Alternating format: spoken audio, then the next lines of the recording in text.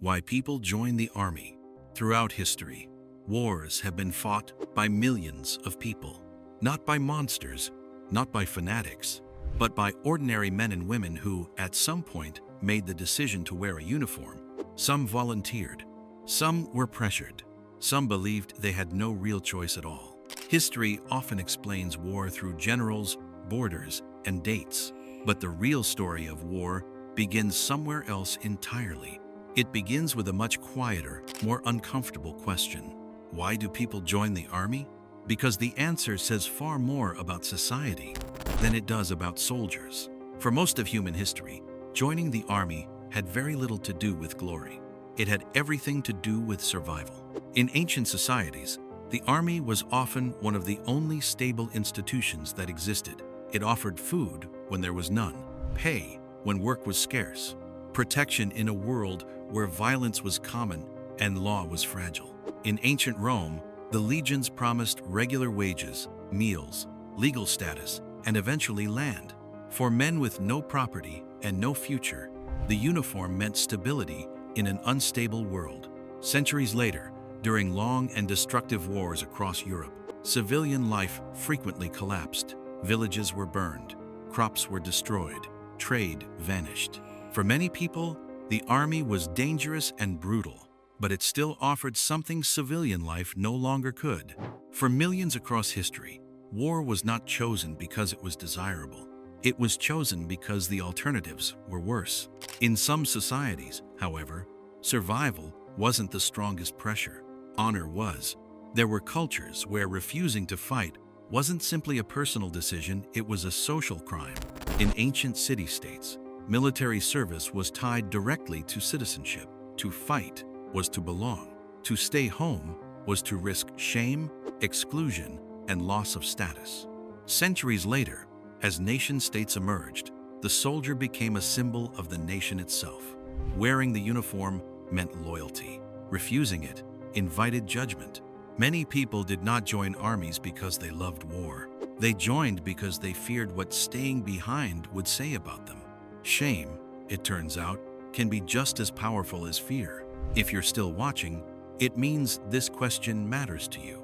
This channel looks at history through the choices ordinary people were forced to make, especially in war. If that's the kind of history you want more of, consider subscribing. By the early 20th century, governments learned something crucial. You don't always need force to raise an army. You need belief. When mass warfare arrived, states began selling war as a story. Posters, speeches, and newspapers promised adventure, honor, brotherhood, and purpose. Young men were told the war would be short, that it would be meaningful, that it would make them part of something larger than themselves. Many believed they would be home by Christmas. They imagined parades and medals, stories worth telling, a moment in history they could point to and say, "I was there." What they did not imagine were trenches, gas, boredom, fear, and years of grinding violence. They didn't volunteer for reality. They volunteered for an idea. For others, joining the army had nothing to do with patriotism at all. It was about escape. Across history, the uniform has offered a way out of lives that felt trapped.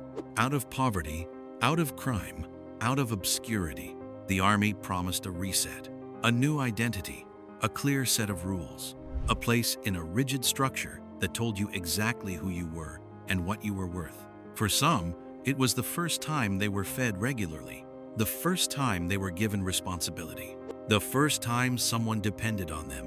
War wasn't the destination. It was the doorway. One of the most powerful forces pushing people into war, however, has almost nothing to do with ideology. It's other people. When friends enlist, the pressure builds.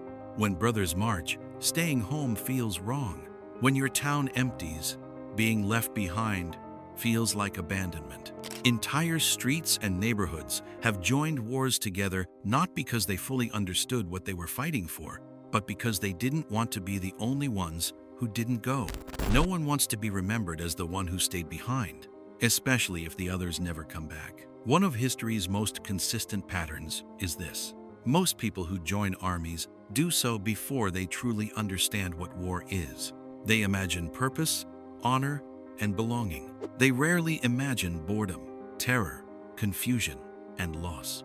Armies are built not only on violence, but on hope. Hope that the sacrifice will mean something. Hope that the suffering will be brief. Hope that the story they were told is true.